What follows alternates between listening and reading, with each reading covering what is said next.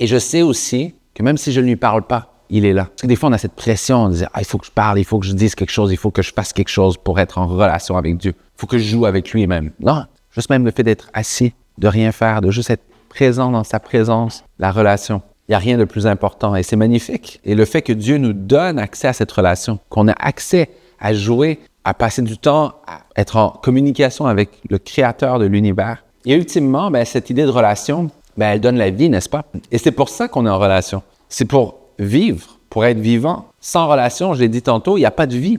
La raison pour laquelle c'est si important pour Dieu qu'on soit en relation, c'est que c'est l'avenue par laquelle la vie est donnée et reçue. Il sait très bien que si on n'est pas en relation, on ne peut pas avoir la vie. Et notre relation avec Dieu est la source de la vie, mais nos relations les uns avec les autres aussi pourvoient à, je l'espère, de la vie. Malheureusement, nos relations parfois les uns avec les autres, elles ne sont pas porteuses de vie, ou de la mort que de la vie d'une personne par ses paroles ou ses actions. On donne aussi plus de mort que de vie par nos paroles ou nos actions. Mais ultimement, c'est ce que nos relations devraient faire. Toujours être porteuses de vie, toujours donner de la vie. Comme je l'ai dit, biologiquement, c'est comme ça que ça fonctionne, mais c'est aussi comme ça que ça fonctionne spirituellement. Et c'est ce que Jésus confirme, n'est-ce pas? Il dit, « Je suis venu pour que vous ayez la vie et la vie en abondance. » Alors, ultimement, pourquoi sommes-nous sur terre? Pour être vivants.